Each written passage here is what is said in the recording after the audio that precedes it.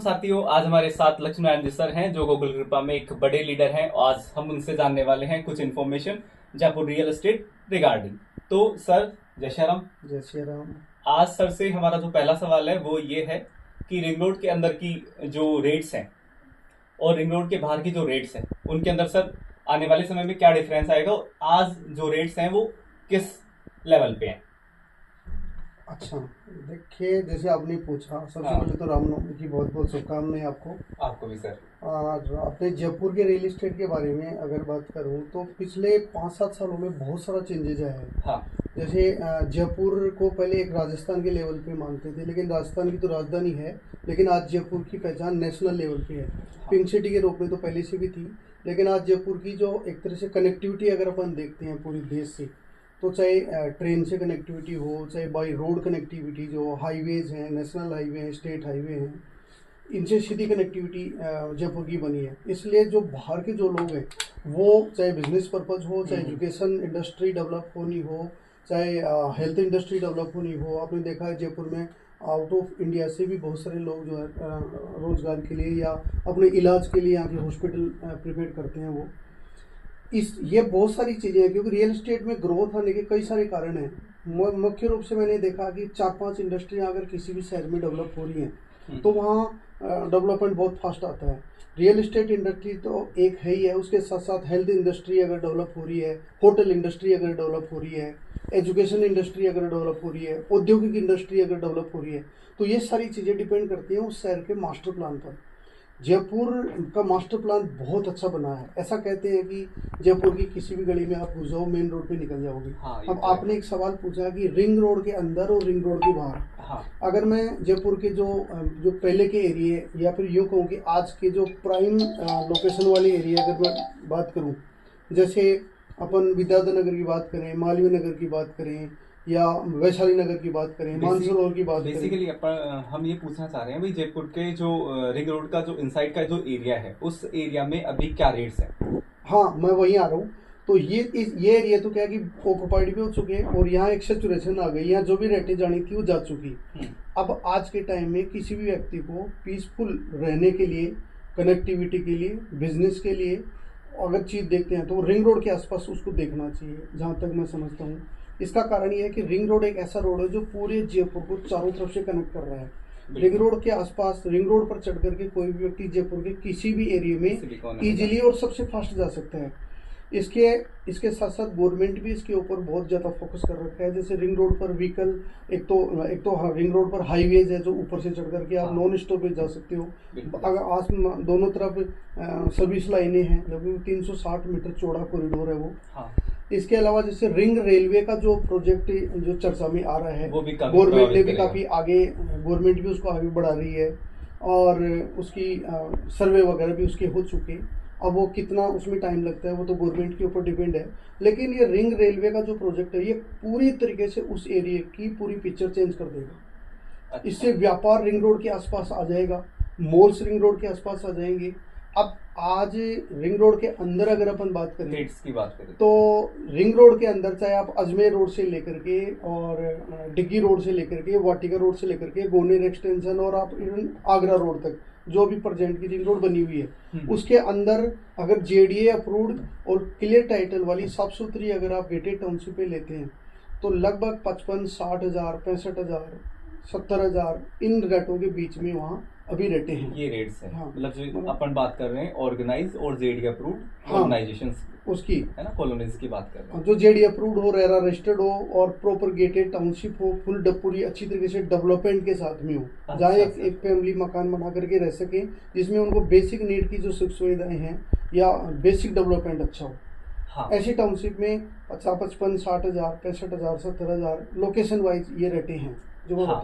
अब सर से जो हमारा नेक्स्ट सवाल है वो सवाल है कि अगले 5 साल में आप रिंग रोड के बाहर वाले एरियाज को किस तरीके से उनका डेवलपमेंट देखते हैं, या किस तरीके से वो डेवलप्ड होंगे और वो कैसे रिंग रोड के जो इनर पार्ट है यानी जो अंदर का एरिया है उसको किस तरह से कनेक्ट करेगा।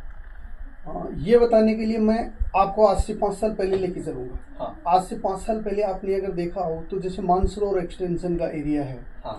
या वैशाली एक्सटेंशन का एरिया है, या प्रताप नगर एक्सटेंशन का एरिया है, जो जगतपुरा, बॉम्बे हॉस्पिटल गोनेर के आसपास के जिस एरिया की आप देखिए, तो 5 साल पहले वहाँ क्या था, आज वहाँ कितनी ज़्यादा रेटें बढ़ चुकी, कितने सारे बिल्डर्स के प्रोजेक्ट आ गए, फ्लैट बनने लगे, क्योंकि ज़मीनें महंगी हो गई इसलिए फ्लैट बनने लगे। ऐसी ही सिचुएशन आने वाले 5 साल बाद होगी। इसका रीज़न ये है कि 10-15 साल पहले लोग शहरों की तरफ इतना मूव नहीं करते थे, आज के टाइम में हर व्यक्ति सिटी की तरफ मूव कर रहा है और वो बड़ी सिटी की तरफ जाना चाहता है। इसके रीज़न भी हैं, क्योंकि पहले लोग, भारत अपना कृषि प्रधान देश है, खेती के ऊपर डिपेंडेंसी ज़्यादा थी। अब धीरे धीरे खेती के ऊपर डिपेंडेंसी कम होती जा रही है।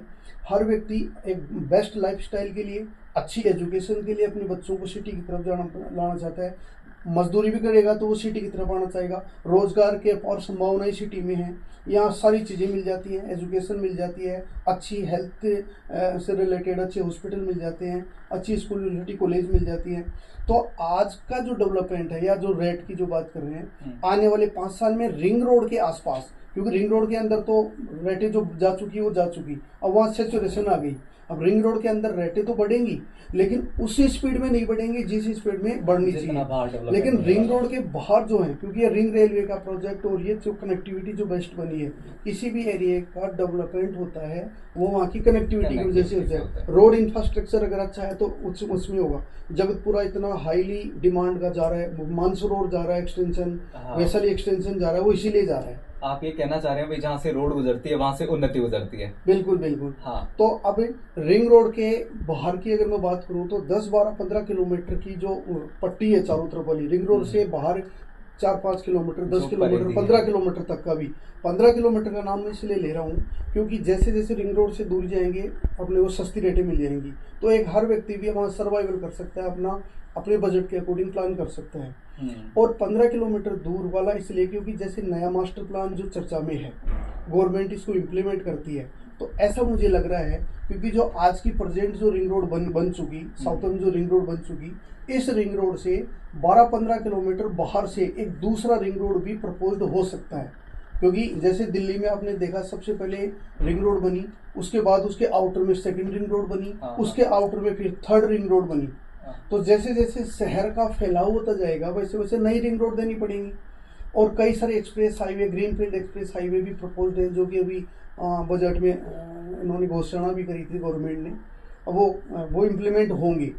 तो रिंग रोड के बाहर का फ्यूचर अच्छा है, ग्रोथ के हिसाब से भी, रहने के हिसाब से भी, डेवलपमेंट के हिसाब से भी, क्योंकि नया एरिया जो डेवलप होता है वो पुराने एरिया से अच्छा डेवलप होता है। आज अगर अपन 4 दीवारी की बात करें तो 4 दीवारी, छोटी चौपड़, बड़ी चौपड़, रामगंज, चांदपुर का एरिया अंदर का एरिया है, वो इनर एरिया, उसको 4 दीवारी बोलते हैं। लेकिन वो एक व्यापारिक हब तो हो गया, लेकिन वो आज कंजस्टेड हो गया, बहुत कंजस्टेड हो गया। वहाँ आज कोई भी व्यक्ति एक मोटा इन्वेस्टमेंट करके या बड़ा प्लॉट लेके वहाँ रहने के लिए वो उसको उपयुक्त नहीं मानता। हाँ, वो वहाँ नहीं रहेगा, वो रहेगा, वो वैशाली में रहना पसंद करेगा, वो मानसरोवर एक्सटेंशन में रहना पसंद करेगा, वो जगतपुरा एक्सटेंशन में रहना पसंद करेगा, वो वैशाली एक्सटेंशन की तरफ चला जाएगा। वो ऐसे एरियाज में रहना पसंद करेगा जो थोड़ा ग्रीनर हो, थोड़ा ओपन हो, लेकिन ये जो एरिया है इनमें रेटें ऑलरेडी बहुत ज्यादा हो चुकी है। अब आज के टाइम में रिंग रोड एक बहुत बेस्ट कनेक्टिविटी है, पूरे शहर को आपस में जोड़ रही है, व्यापारिक रूप से भी जोड़ रही है, ट्रांसपोर्टेशन के रूप में भी जोड़ रही है। तो रिंग रोड से 10-12 किलोमीटर, 15 किलोमीटर तक भी अगर कोई प्लान करे तो मुझे नहीं लगता उसको कोई लॉस हो सकता है या फिर उसको रिग्रेट फील हो सकता है, क्योंकि वो एरिया है जो न्यू जयपुर कहलाएगा। क्योंकि आपने जैसे मास्टर प्लान में देखा है कि बाहर की तरफ बड़ी बड़ी रोडें प्रपोज्ड है, 200 फीट तक की भी रोडें प्रपोज्ड हैं और 160 फीट, 100 फीट, 150 फीट, जो कि हेल्प करेगी सिटी को ऑर्गेनाइज तरीके से डेवलप करने में। और अभी जेडीए भी ये समझ गया कि अगर मास्टर प्लान टाइम पर इन्होंने कंप्लीट उसको नहीं किया, इम्प्लीमेंट नहीं किया, तो शहर का जो डेवलपमेंट है वो सही तरीके से नहीं होगा। जैसे आपने देखा कि काफ़ी टाइम से पृथ्वीराज नगर जो कि एक पहले सोसाइटियों में बसा हुआ एरिया था, यहाँ वो बेसिक फैसिलिटी नहीं मिल पा रही, जैसे पार्क नहीं मिल पा रही, फैसिलिटी एरिया नहीं मिल पा रहा, क्योंकि जेडीए ने टाइम पर इस एरिया को डेवलप नहीं किया या यूँ को अप्रूव नहीं किया, मास्टर प्लान नहीं बनाया, सोसाइटियाँ बन गई। अब लोगों की मजबूरी है, लोग बस गए इसलिए अप्रूव करनी पड़ी। आज भी पृथ्वीराज नगर में बहुत ऐसे एरिया है, बहुत सारी कॉलोनियाँ हैं जो डिस्प्यूट पड़ी है। लेकिन अब जो बाहर का एरिया है उसको ऑलरेडी मास्टर प्लान में है, 2025 का मास्टर प्लान पूरा हो चुका, नया मास्टर प्लान की प्लानिंग चल रही है। नए जोन्स डेवलप वो कर रहे हैं, जोनल प्लान तैयार हो रहे हैं, कोर्ट भी सपोर्ट कर रहा है और सरकार जेडीए भी सपोर्ट कर रही है। तो रिंग रोड के बाहर का जो एरिया है वो मुझे ऐसा लगता है कि 10-12-15 किलोमीटर तक का एरिया बहुत अच्छा है। 5 साल में वहाँ बहुत अच्छी ग्रोथ आ जाएगी, बहुत अच्छी रेटिंग बढ़ जाएगी। अगले 5 साल के अंदर जो रिंग रोड का बाहरी जो एरिया है, बाहरी परिक्षेत्र है, वो भी काफी ठीक से डेवलप हो ठीक जाएगा। से। और जैसे जयपुर में काफ़ी टाइम से इस चीज़ की फील लोग कर रहे थे कि जयपुर में आने वाले टाइम में पानी की अगर कमी आई तो जैसे जो ईसरदा डैम जो बना है या फिर राम जल सेतु जो गवर्नमेंट ला रही है, जो प्लानिंग इनकी 2028-29 में लाने की है, तो उससे भी बहुत फर्क पड़ेगा जयपुर में। नया वाला जो जयपुर का, मैं ये कहूँ कि जो न्यू जयपुर है, जैसे आपने मुंबई के बारे में आपने सुना होगा कि मुंबई को अब नवी मुंबई या मुंबई 3.0 जो डेवलप कर रहे हैं, ऐसे ही जो नया जयपुर जिसको कह सकते हैं वो रिंग रोड के बाहर का एरिया ही होगा। तो सर ये जो नया जयपुर है, अगले 5 साल में ये नया जयपुर कैसा दिखेगा आपके सपने के अकॉर्डिंग? आप बड़े लीडर हैं, आपको वो अंडरस्टैंडिंग है, वो इंसाइट है, तो वो कैसा दिखने वाला है अगले 5 साल के अंदर? कि वो वेल ऑर्गेनाइज्ड होगा, वेल प्लान्ड होगा, प्रॉपर फैसिलिटीज से लैस होगा, ऐसे करके? बिल्कुल बिल्कुल। वो तो देखिए जो गवर्नमेंट की जो प्लानिंग इस तरीके से हो रही है, अब वो पुराना टाइम वो नहीं रहा कि है ना अनऑथराइज्ड कॉलोनियाँ डेवलप हो रही हैं। अभी आप देख रहे हो हर रोज पेपर में आता है जो सोसाइटी पट्टे की या अनऑथराइज जो कॉलोनी है उनके ऊपर जेडीए कार्रवाई करता है, उनमें तोड़फोड़ करता है, उनको रोकता है ना। तो मैं तो लोगों को भी ये कहूँगा कि वो जेडीए का ही देख करके लें, रेरा रजिस्टर्ड प्रोजेक्ट में वो इन्वेस्टमेंट करें। रही बात आप ये देख रहे हैं कि 5 साल में उस एरिया को, तो जो नया एरिया जो डेवलप हो रहा है उसमें सारी फैसिलिटीज़ डेवलप होंगी। कनेक्टिविटी मैंने रिंग रोड के हिसाब से बता दी, मैंने रिंग रेलवे का प्रोजेक्ट आपको बताया। इसके अलावा जैसे जो रोड इंफ्रास्ट्रक्चर है वो बहुत अच्छे डेवलप होंगे।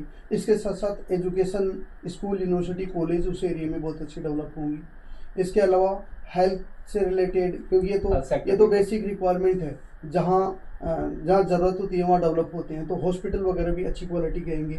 इसके अलावा जैसे गवर्नमेंट भी प्लान कर रही है कि कुछ जैसे अपना बस अड्डे जो बाहर की तरफ जा रहे हैं, एक बस अड्डा जैसे अजमेर रोड पे बना दिया, दूसरा बस अड्डा टोंक रोड पे बना रहे हैं, है ना। इसके अलावा जैसे हॉस्पिटल आ रहे हैं, एक हॉस्पिटल गवर्नमेंट का जो बड़ा हॉस्पिटल है वो अजमेर रोड पे आ गया, एक टोंक रोड पे आ रहा है। तो और फिर वैसे भी वास्तु भी अपन ने सुन रखा है काफ़ी टाइम से कि कोई भी शहर हो उसका साउथ और वेस्ट सबसे ज़्यादा ग्रोथ करता है, ऐसा सुनता है। हालांकि इसके ऊपर मैं ज़्यादा नहीं करूँगा क्योंकि डेवलपमेंट तो सभी जगह होगा, लेकिन जैसा अपन पिछले 20-25-30 सालों से देखा है जयपुर या किसी भी एरिया को, उसका साउथ वेस्ट सबसे ज़्यादा बड़ा है। तो टोंक रोड बहुत अच्छा है। उसका बड़ा रीज़न एक ये भी है कि लैंड पुलिंग जो योजना गवर्नमेंट जो लेके आई है वो टोंक रोड का एक बहुत बड़ा हिस्से को लैंड पुलिंग योजना के रूप में कवर कर रहे हैं। जो शिवदासपुरा, चंदलाई और ये बरखेड़ा, ये काफ़ी सारे गांव हैं जो लैंड पुलिंग में आए हैं।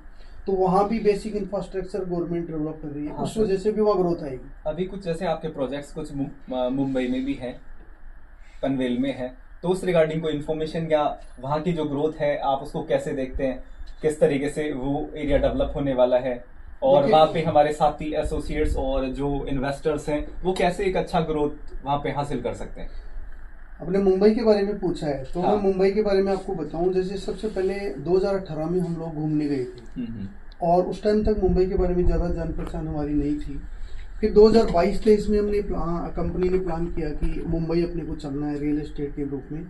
और मुंबई में हम जैसे मुंबई का चुनाव किया और वहाँ सारा सर्वे किया, इंफ्रास्ट्रक्चर देखा, तो मैं खुद भी शॉक्ड हो गया कि मुंबई अथाह समुद्र है, बहुत बड़ा शहर है। मुंबई ने मैं यूँ कहूँ कि पूरे देश के लोगों को एक्सेप्ट किया है, चाहे बिजनेस करने के रूप में हो, चाहे जॉब करने के रूप में हो, करियर बनाने के रूप में हो, किसी भी प्रकार से हो। माया नगरी है, वो देश की राजधानी नहीं है लेकिन आर्थिक राजधानी वही है। जिसने सबसे ज्यादा धन जनरेट किया है, जिसने सबसे ज्यादा बिलियनियर्स बनाए हैं, आज जिसने सबसे ज्यादा, मैंने देखा है कि आज हिंदुस्तान का कोई भी बिजनेसमैन, चाहे उसने अपना बिजनेस कहीं से भी स्टार्ट किया हो, लेकिन जब वो अपनी सक्सेस तक पहुंचता है तो उसका कहीं ना कहीं एक बेसिक पॉइंट या यूं कहूँ कि कॉर्पोरेट ऑफिस उसका मुंबई हो जाता है। उसकी प्रेजेंस मुंबई में मिलेगी। वो आर्थिक राजधानी। हाँ, और फिर जैसे मुंबई से अगर कोई बाहर निकलता है तो जैसे वर्ल्ड के कुछ अच्छे कंट्री है, सिंगापुर हो गया, यूएस हो गया, यूके हो गया या दुबई हो गया, ऐसे शहरों में, लेकिन मुंबई तो मेन है। अब नवी मुंबई जो डेवलप हो रहा है, हमने उस टाइम ये प्लान किया कि नवी मुंबई में जाना चाहिए या इधर पारघर इधर अहमदाबाद रोड पर आना चाहिए। तो हमें नवी मुंबई फुल लगा। उसका सबसे बड़ा रीजन कि नवी मुंबई इंटरनेशनल एयरपोर्ट उस टाइम बन रहा था, अभी तो वो बन गया, चालू भी हो गया नवी मुंबई एयरपोर्ट, चालू भी हो गया नवी मुंबई इंटरनेशनल एयरपोर्ट। उसके साथ साथ वहाँ जो होटल इंडस्ट्रियाँ डेवलप हो रही हैं, जो बेसिक इंफ्रास्ट्रक्चर डेवलप हो रहा है, जो मेट्रो की परियोजनाएं चल रही हैं, जो इंडस्ट्री एरिया डेवलप हो रहा है, उसकी वजह से वहाँ बहुत बड़ी ग्रोथ आएगी। और वो एरिया काफी ग्रीनर भी है, काफी हरा भरा भी है, एनवायरमेंट फ्रेंडली है। फिर है। जैसे नवी मुंबई का जो एरिया है, जिसमें हमारे जो प्रोजेक्ट है वो मुंबई पुणे हाईवे पे है। हाँ। और वो मुंबई पुणे हाईवे आगे कर्जत को जोड़ता है, लोनावाला को जोड़ता है, इमेजिका को जोड़ता है, वो उन एरियाज को जोड़ता है जिन एरिया में लोग टूरिस्ट पॉइंट के रूप से जाते हैं। तो वहाँ पे लोगों को वो अच्छे से वहाँ पे घूम भी पाएंगे और अच्छे हरियाली के बीच में वो अपने सपनों के घर को बसा पाएंगे। बिल्कुल। अच्छा, धन्यवाद सर इतनी शानदार जानकारी देने के लिए। हम आभार व्यक्त करते हैं लक्ष्मी नारायण जी सर का, बहुत बहुत आभार सर। ओके, जय श्री थैंक राम। यू।